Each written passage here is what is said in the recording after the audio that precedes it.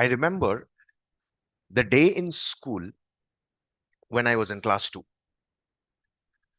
The teacher walked in, completely new teacher, brand new teacher, and he was, students, from today onwards, you are going to start speaking only and only in English. I dare not hear anyone speak in any other language, otherwise, you will get nicely from me. But if you decide to speak in English with me, 1 year down the line, your life is never ever going to be the same. Now, you can choose me to be your villain, or you can consider me as your guide, your mentor, your teacher. My name is Mr. Bobby Baxter. I'm going to be your class teacher for this year. Now, I was in school, Montessori, kindergarten, and everything. But that was the day when I just felt spellbound. The fluidity in the way he spoke, the way he structured those first set of words, it just kept me hooked. And that was my class 2 teacher, Mr. Bobby Baxter. I just thought the best way to start today's live would be to pour in a tribute to him. Now, the other way around. Good morning, class. Good morning.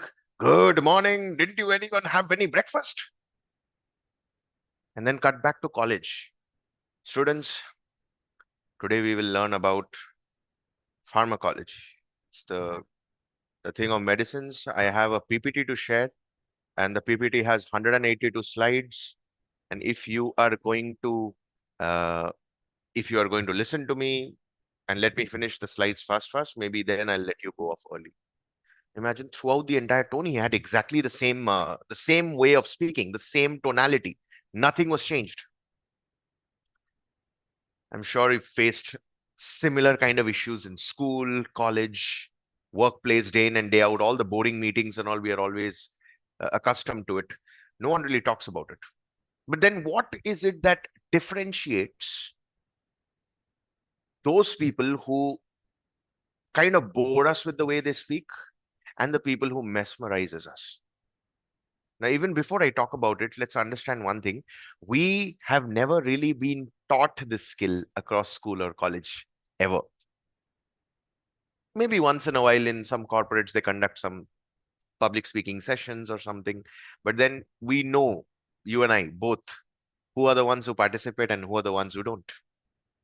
So in today's live, what we are going to do is I'm going to guide you through a step-by-step process after decoding the speakers who bore us and put us to sleep, even though we are insomniac, versus the people who speak and energizes us, lights us up, and brings a shift in us. For this entire live, I'm going to be using a mind map. But then I realize that if I show too many tools, it takes away the attention. So at times you will see me looking down just because I don't want to miss out on the points that I have made. And at the same time, I want to let you know that the entire mind map is available as a download if you decide to sign up for my newsletter. Okay, so it's just me giving you a very, very subtle ethical bribe, if you want to call it, so that I can stay in touch and give more value to you. And you can download the entire mind map on the upcoming Monday issue. I write weekly newsletters, and all those notes and everything will be pinned over there for download. Okay, so let's get that out of the picture. My whole history with respect to public speaking has always been about knowing who are the speakers I would ideally like to be. And whenever there's been a significant shift in my life, a shift in the upward direction, it's because someone spoke to me in a way that I would ideally want them to. So, and on the other way around, also the same thing. When I don't really feel good, I know the people who's speaking to me are not good enough or well equipped to speak. So when I kickstarted my entire public speaking journey in 2019, what I understood was it was not just about the speeches that inspired me, but the patterns behind those speeches. And in today's session, step by step, I'm going to be guiding you through all of those specific patterns, one step at a time, which you can implement straight away starting from today. But there is a disclaimer. It's not going to happen within this session itself. What I'm giving you is like that pill that will get you started. But then public speaking is a day to day process. It's like a gym. The more you do it, the better you become. And let's face it, whether you like it or not, this is a skill that you can never ever avoid. Public speaking and communication. You have to talk to your parents whether you like them or not. You have to talk to your siblings whether you like them or not. You have to talk to your friends whether you like them or not. Your colleagues, your bosses, your juniors, your seniors, your investors, your external people outside the company, internal people within the company, B2B, B2C, D2C, marketing, sales. You name any skill where people are involved, any area in life where people are involved, public speaking and communication is the thread that holds every single thing together. So I don't have to explain to you and go into a whole masterclass of why is public speaking important. We both know about it, and that's why we are all here. So now with that, let's get started. The first thing to understand is that there are certain things that we need to unlearn before we even get started. Oftentimes, I hear people telling me, Suryadeep, you're an amazing speaker. Every time you speak, it feels amazing. It just feels like you're naturally born. The same thing happens for singing also. Every single time I sing, people are like, oh, you've never really learned singing that professionally, but yet you sing amazing. What people fail to realize that nobody is a born speaker or a born singer or born talented anywhere, because only babies are born in this world. No one really looks at the amount of hours I've put in to listen to a particular song so that I can sing it exactly as it is. The number of times I've listened to a note so that I can rehearse and practice and then try to attempt to sing it. The same way for speaking, no one really looks at the amount of times when I've spoken, whether it's internal videos, whether it's reading, whether it's watching other people speak, making observations, trying to model and mimic people. So only babies are born in this world, and all the other things are acquired over a period of time. Again, there are specific techniques and methods, but I want you to understand that even if you feel right now that you're not a good speaker, doesn't really matter, because in today's session itself, I'm going to guide you through the techniques and methods. The second thing, speaking is about connecting with yourself first. If you are not clear what is it that you want to talk about, obviously when you do so, the other people will not understand. And guess what? Every single time we try to speak, what are the things that we usually say to ourselves? I'm not getting into those details. You and I both know what I'm talking about.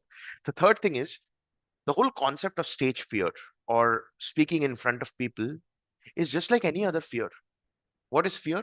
False appearance, false experiences appearing as real. Something that is yet to happen, not happened. You're already thinking about the worst case scenario. And that happens because we are not prepared. Like the first time we tried anything, it was scary, isn't it?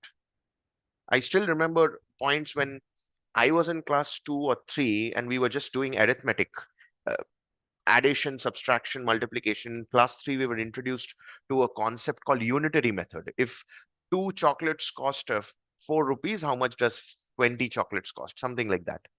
And then we were taken to the senior school and they were solving these humongous stuff like logarithms and trigonometry and calculus and whatnot. I used to feel, oh, at some point of time, I also would like to solve all these equations. And guess what? With time, over a period of time, as we started learning, it became easy, isn't it?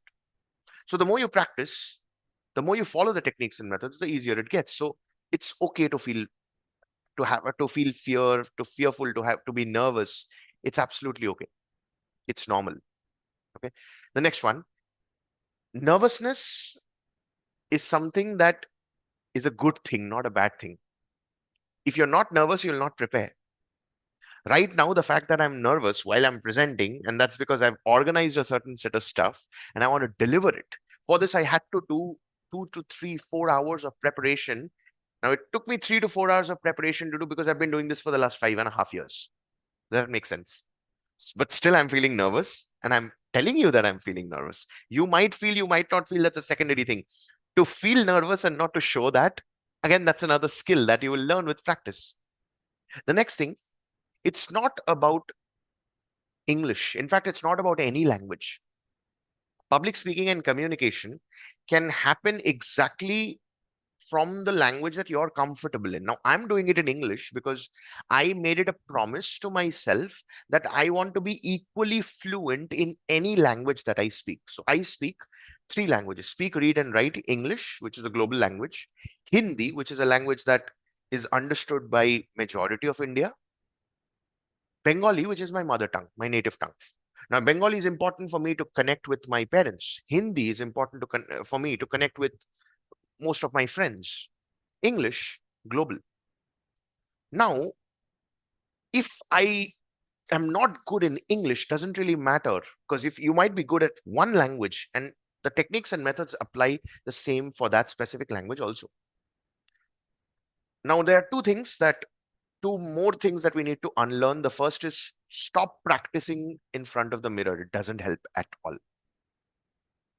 It makes you feel weird. A lot of people will ask you to do so, but doesn't make any sense. I'll give you a better method later. And lastly, this is the most important one.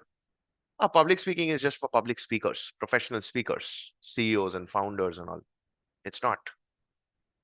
The moment you move aside from a group of people, separate yourself out from a group of people and you are sharing, that is public speaking. So it's not just about talking to a group of people, hundreds or thousands of people. No, it's not. Even if you separate yourself, you need to be able to speak, and that's why it's important to learn. Now, with these unlearning things, let's get into the important thing that is needed right now, even before you get started.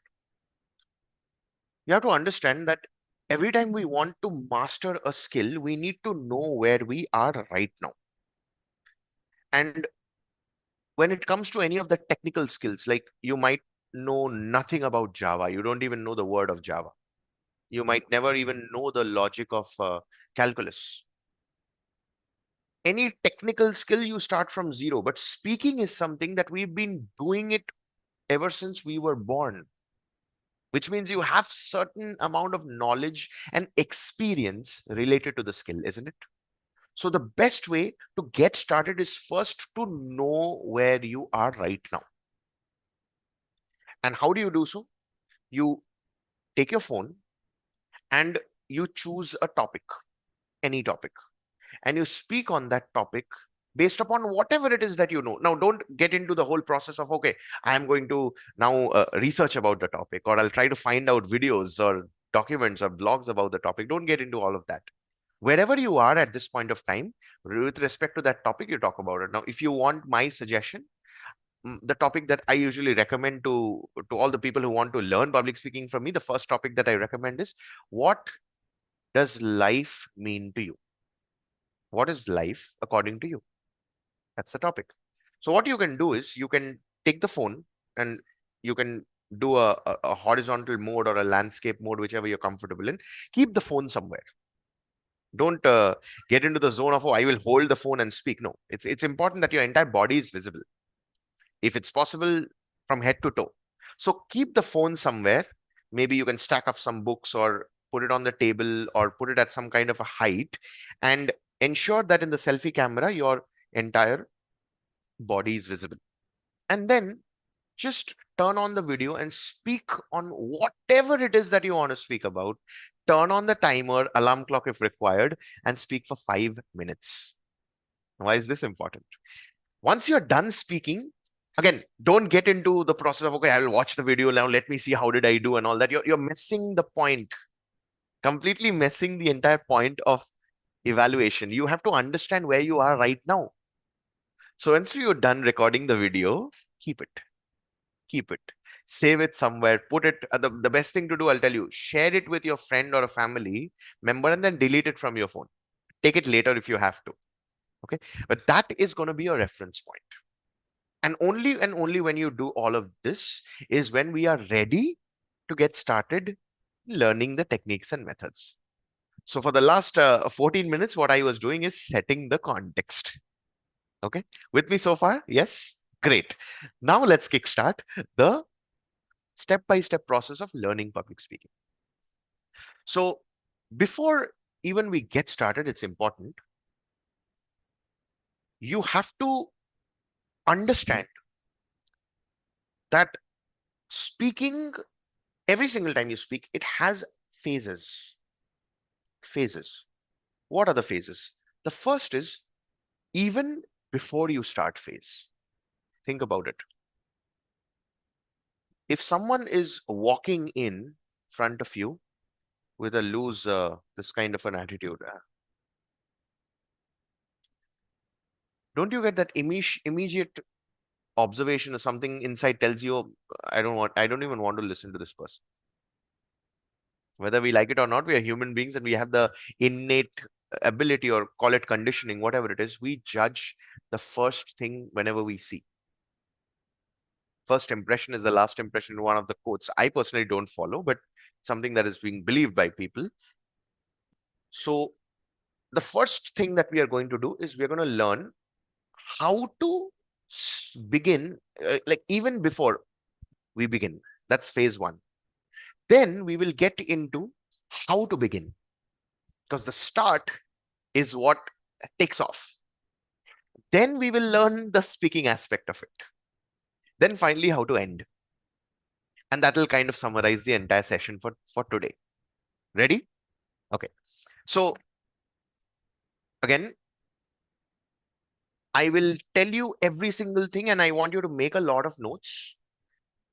Once you are done making the notes, I will tell you what to do with the video that you just recorded, in case if you have recorded. In case if you've not, I mean, there's no point being here. Okay. You might as well do something else. Okay. So let's get started. What happens is every single time you start in that manner, even before you begin, what you do is you immediately hook the listener straight away into you. So if you observed, what did I do today? I straight away started with a story. And before that, maybe you saw me smiling. Okay. So the first thing, every time I'm sitting on, I'm invited on stage or I'm asked to speak, the first thing I do is I do something, I call it the mad move. What is the mad move? Do something that no one will ever expect. If you can do a somersault, do that. If you want to go and jump, do that. If you want to just pound your chest, do that. Anything that will make you feel crazy. And the most sophisticated way to do it, because I know you listening to me, you are a grown up. That I am aware. Okay. And for grown-ups to do all the crazy kid-like things, it's difficult. There's a lot of resistance. So the most sophisticated thing that you can do is a run in. Like literally, let just run in. So what I will do is I'll go to the stage and I'll kind of make a couple of hops, skips, and jumps and all. I usually like to kind of clap myself in, or I like to kind of jump and do all these crazy set of things which will make people laugh, and it immediately breaks the ice. Second thing that you can do is whoever is introducing you to in your office, let's welcome Suryadeep. The person who's welcomed you, shake their hand tight. If it's someone from the stage, go shake their hand and then walk in. When you walk in, of course, then you're facing the audience, right? The people inside. Maybe now it could be a boardroom of 7 to 8 people. It could be an entire auditorium. Doesn't matter. Just smile. And I'll tell you, if you want to make it even more shocking, something that I do is I believe in a smile which is only a smile when the corners of your lips are touching the earlobe. So what I do is, and it's crazy, and that's okay. It's okay for the audience to think that you're crazy, because what you're doing is beyond the norms. And finally, this is something that I learned in the Toastmasters. You just pause and pan. Take a couple of seconds, 2 to 3 seconds, to pause, settle down. Once you've done all these crazy things, you want to just calm the nerves, because what you're doing is you're slowly raising the anticipation, the excitement, and the curiosity of the people who's listening to you. So how do you pause and pan?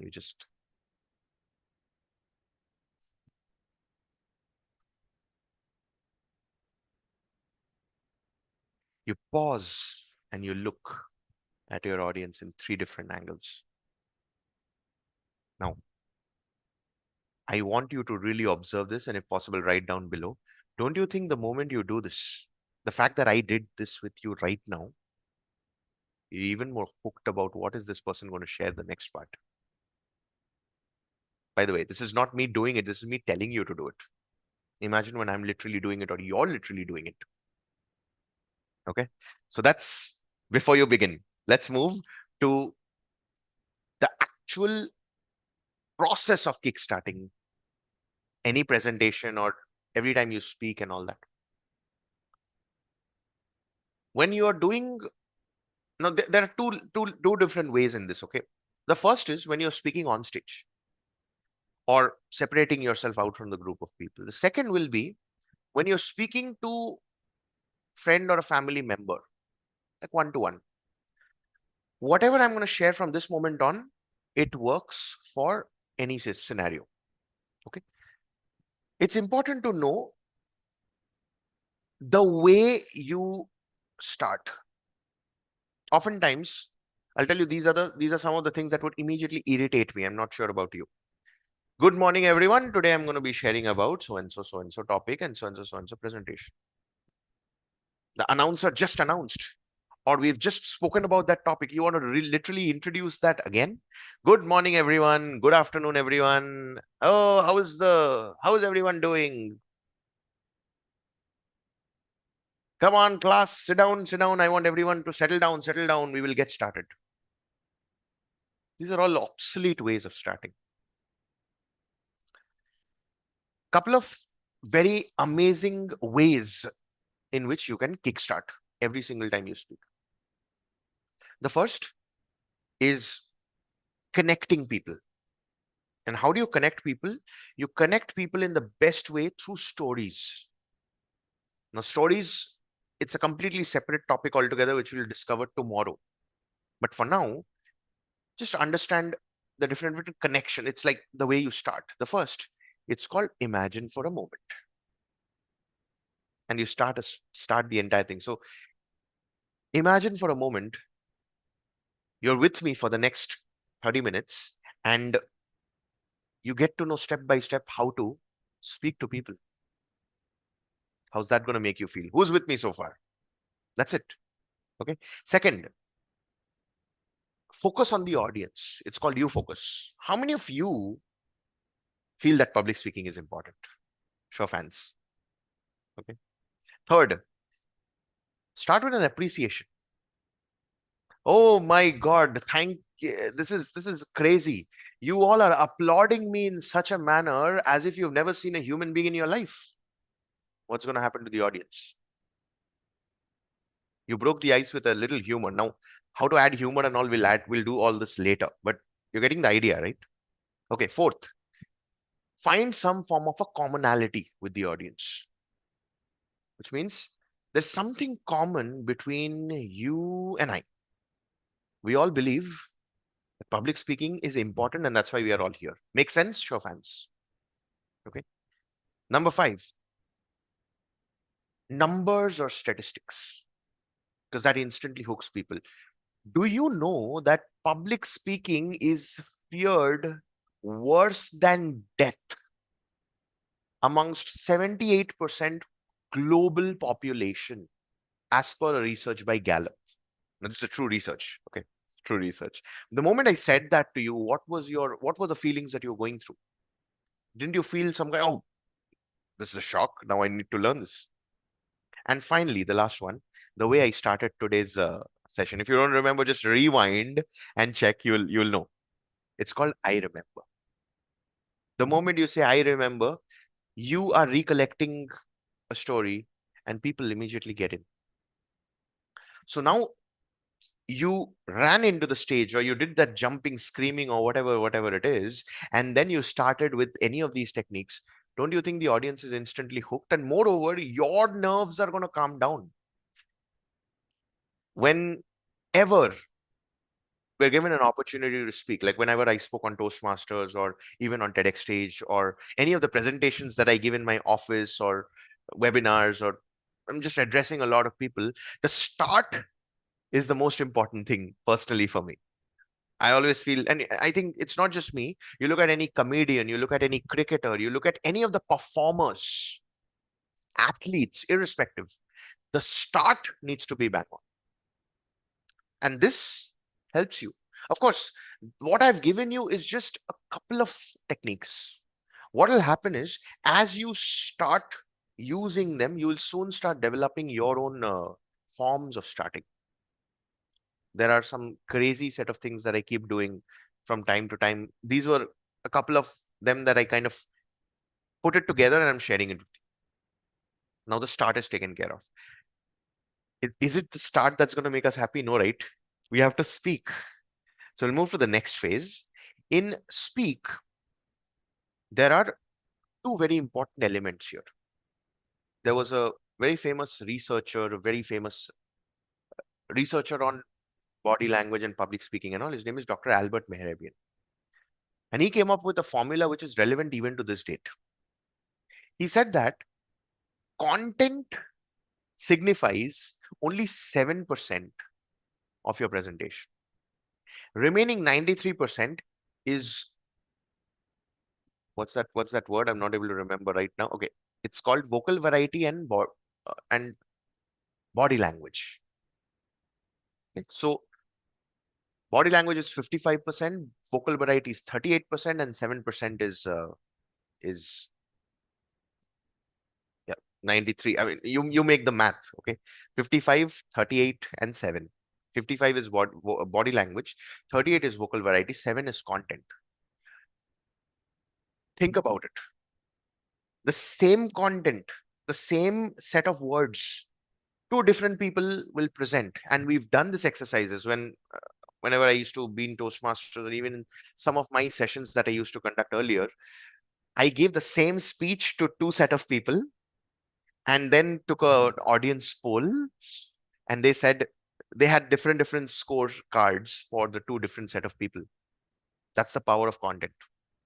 So when it comes to content, let's get that out of the picture first. Okay.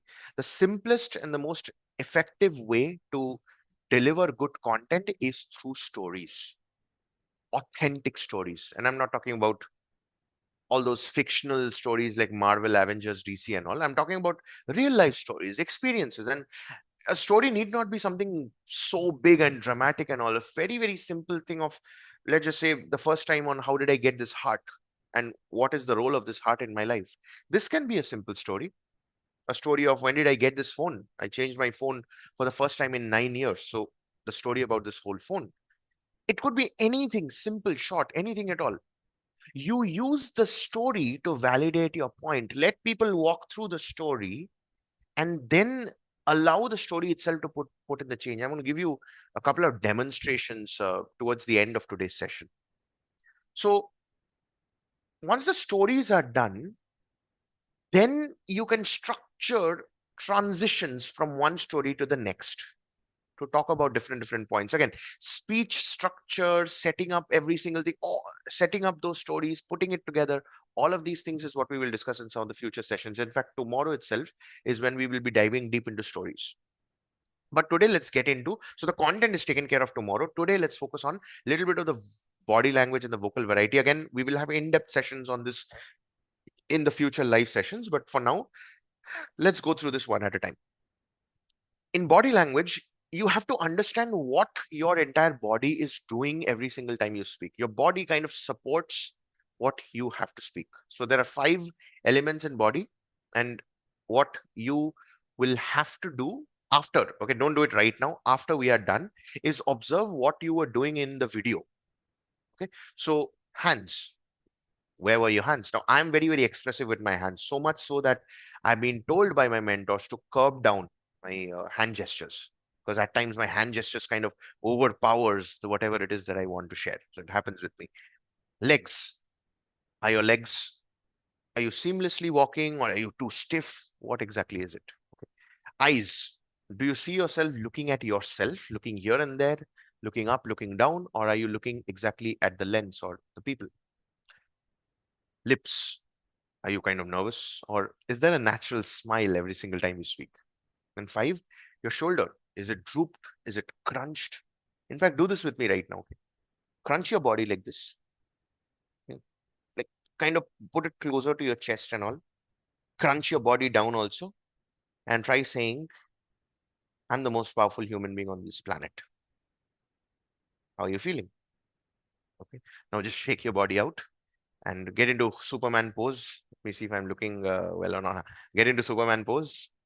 Give a big smile, chest out, and now say, I'm the most powerful human being on this planet Earth. How are you feeling? Was it different? So you have to observe whether your shoulders are up, out, natural, stout, power packed, or is it slouched? Again, important thing to consider. Now, these are the things that you will have to observe. And what I observed as a pattern, I'm talking about patterns, right? For hands, usually for speakers, they have a very natural flow in which the hands are actually complementing the, the presentation. In fact, let me tell you something right now. For the last couple of minutes, I have this horrible habit of hyper observing myself, and I realize that I've been using the word actually quite a lot of times. And that's absolutely okay because I'm doing this after such a long time. So I'm going to go through my own video to make the corrections, make notes. I told you to make a video, right? This is me making a video for me. 60 minutes, maybe. I don't know how long it's going to be. Okay. So that's about body language. So once you understand what are the things that you're doing, what are the things, hands, legs, eyes, lips, and shoulders. Once you understand, then you start working towards the patterns. So what are the patterns of a good speaker? Their hands, natural flow. If you don't feel like there's a natural flow, put the hands down or bring them up just like this. Very simple. Put all the fingers together. That's it.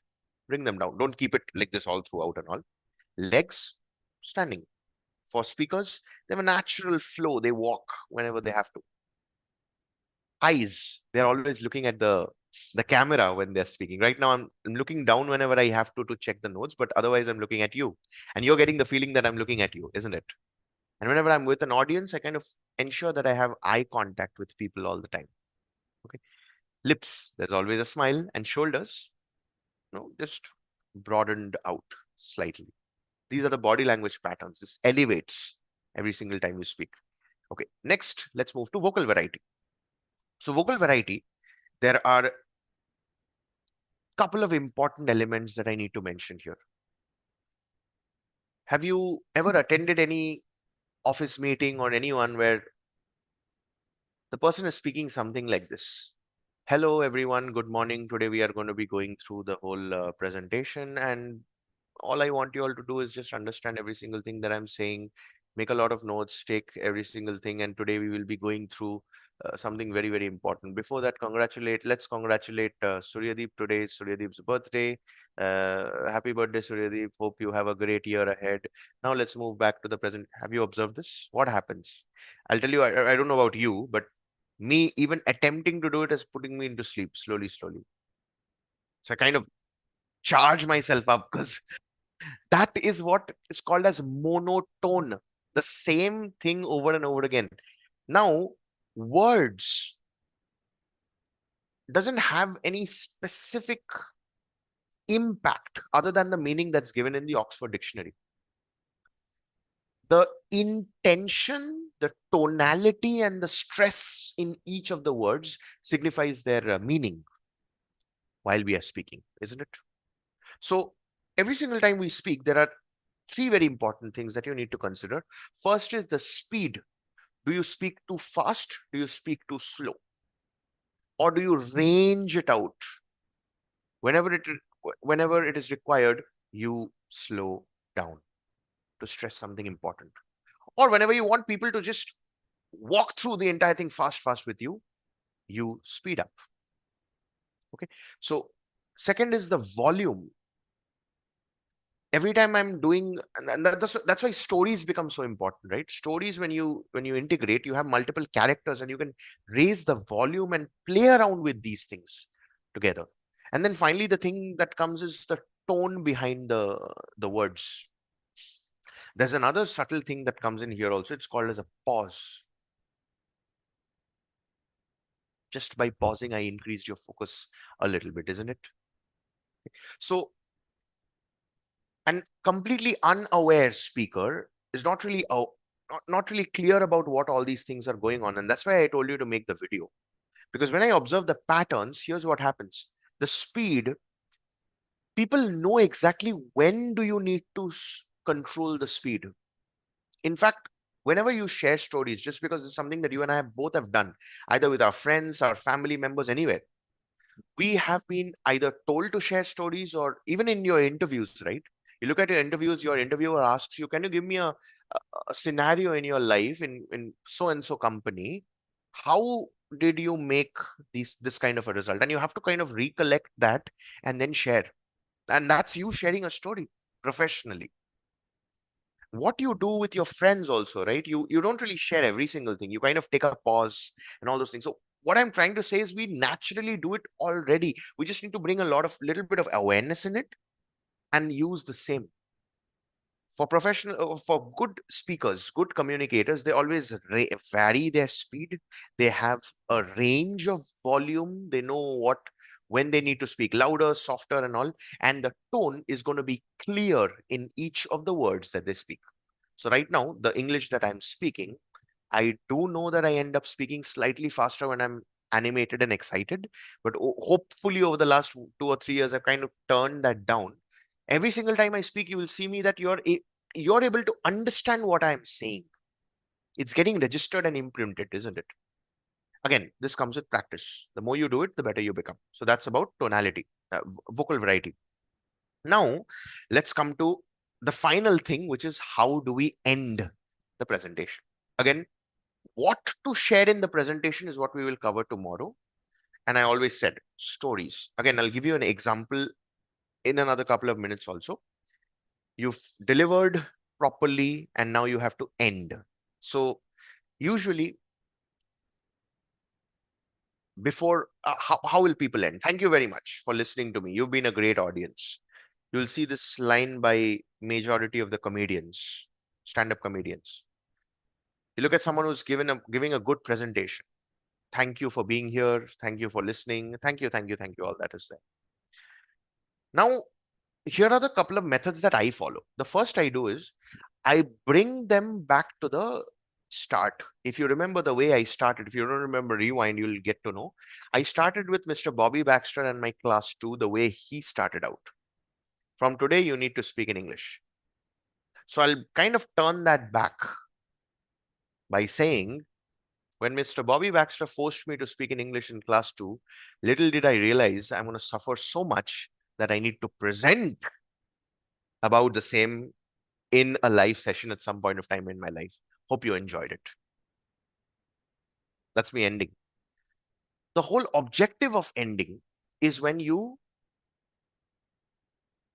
either guide your audience to take certain action steps, you have delivered your content, and you want people to do something with it.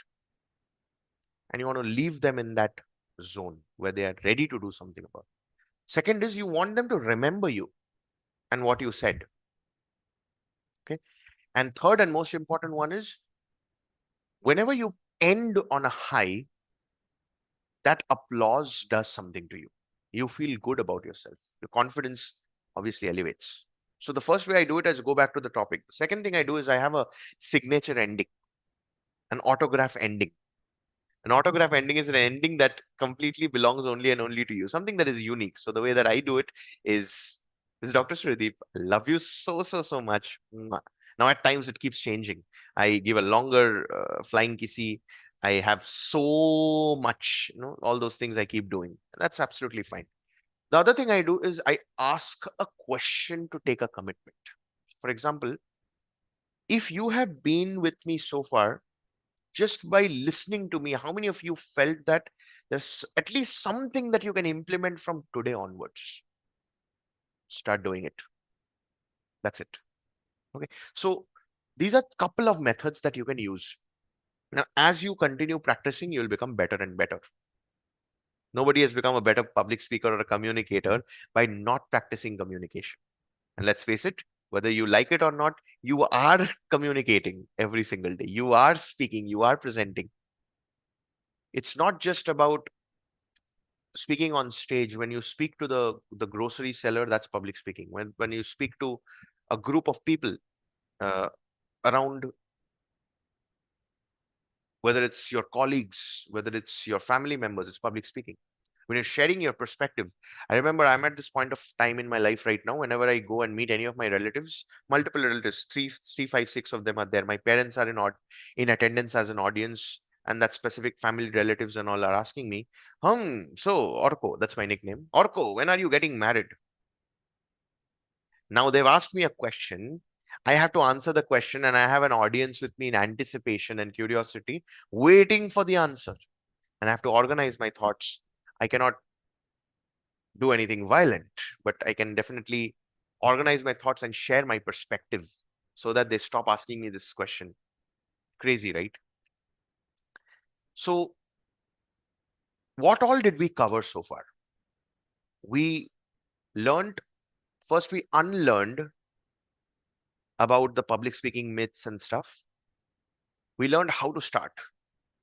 We learned how to use the elements of public speaking, vocal variety, body language. We learned how to end. And now the next phase is when I will be giving you a glimpse of whatever we have learned so far.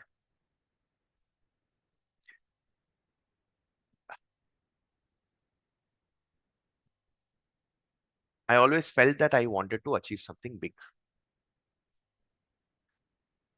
And every single time I meet people, I realize probably it's the universe trying to guide me through, introducing me to people who also want to achieve something big. So I'm asking you a question right now. Don't you want to achieve something big? Good. Thank you for being honest. And yet, I'm not able to actually do it. I'm not able to achieve something big. I just have this as a thought. When I look at my everyday life is so monotonous. I wake up, I go to the job, I finish, and I'm doing Netflix and chill. In the weekends, I don't even feeling like working because my entire work week is so busy and all. Are you feeling the same as well? You want to achieve something big, but you don't even know where to start, or you don't even have the time. So I said to myself back in my college days that I'm going to achieve something big and I'm going to do something about it. Little did I realize that life takes over. When you don't have money for basic survival, what is basic survival? Roti, kapda, makan, food, clothing, and shelter. You don't even have money to take care of those fundamental expenses. Achieving something big goes out of the door, isn't it? And the point where you and I both are stuck is exactly that. We want to achieve something big, but in order to sustain the basics for us, and if you're unlucky enough, you've got married and you've given birth to children, you have family to take care of, you're the responsible member and the only bread earner, I can understand, I can feel you. You don't even have that wit, that bandwidth to think anything beyond that basic box where you're stuck, isn't it? But then I decided to take a call. We all have 24 hours in our life. In these 24 hours, everyone, that's a universal law. Everyone, every single one of us have 24 hours, which means Elon Musk must be having 24 hours. Tony Robbins must be having 24 hours. The security guard outside your building has 24 hours. You have 24 hours. I have 24 hours. Your boss has 24 hours. My boss has 24 hours. And yet all these different people have different elements of success in their life.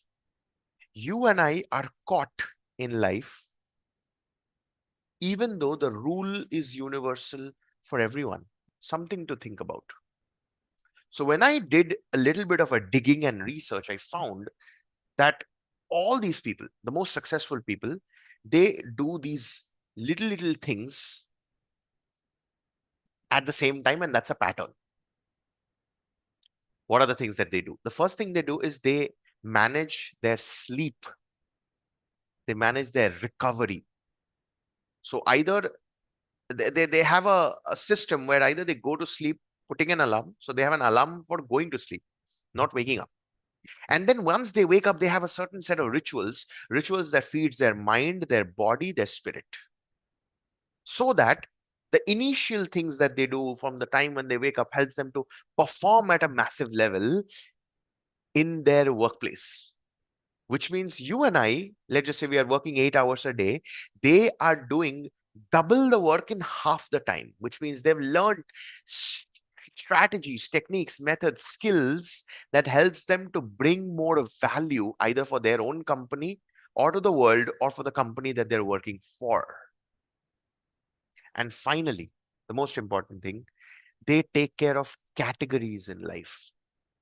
For you and I, the most important category right now is just earning money. For them, they've realized that there are other categories also in life. Categories like my intellectual wealth, my skill improvement and upgradation, my spiritual practice, spending time with friends and family, working towards a financial stability. All of these things is something that they work upon. And what is the single thread that holds them together, that differentiates between them and us? They are amazing. They're amazing at communicating with themselves. We are too. What we do is we play victim, we blame, we cry, we complain. They ask for the solutions, ask the right questions, take the right action. So when you're listening to me right now, the fact that you've been with me so far for what, 45 minutes, is this going to be the day when you start speaking to yourself first and transform your life? That's it. Big, big thank you for being with me so far. A couple of very, very subtle announcements. The first, we are kickstarting a live cohort batch. If you enjoy doing these sessions with me and you would like to learn, like if you want me to make you do all of these things, then in 30 days, we're going to make that happen. Again, all the details will be given below. The second, I'm going to start writing heart-to-heart emails to you in the form of a weekly newsletter where I'm documenting all my learnings. That is where all the notes will be shared, all the mind maps and every single thing that I share, it'll all be there. So it would mean the world to me if you subscribe. Third, if you are with me so far and if you found at least some kind of a value or the other, it would mean the world to me if you can tag or invite or tell about it with any of your friend or family. Just one would do. Because right now I am literally starting from scratch, from zero. And I want to make this publicly. I don't want to really be that famous million followers and everything. No, even if I have 1 or 2 followers or subscribers, I want to know them by their first name. That's the uniqueness that I want to bring into this world. I don't believe in numbers. I believe in human connections. So can you bring in a friend or a family tomorrow for our tomorrow's live session? It would mean the world to me. Last and the final thing is, this is something that I've been planning and intending to do for the last many, many, many, many years. But I've started that. Whatever it is that you felt after going through, please feel free to write that. As in the things that you're going to take action on, things that you liked, the things that you did not like, things you'd want me to improve. Just pour your heart out below. Every single thing, I really want to have that connection with you. Okay? Tomorrow, we are going to dive deep into business storytelling skills. Again, why business storytelling? Because every single thing in life is a transaction. Whether we are talking to our parents, we want something from them, they want something from us. Whether it's with our boss, with juniors, seniors, colleagues, friendship, every single thing is a transaction. You are talking to someone because you want to feel good while talking to them. They are talking to you because they want to feel the same as well. That's why business storytelling is what we're going to dive deep. The content part of it, which I did not dive too deep today, is what we will break through tomorrow as well. So stay tuned. See you all tomorrow. With that, this is Dr. Sridip. I want you to know that I love you so, so, so, so, so much. See you.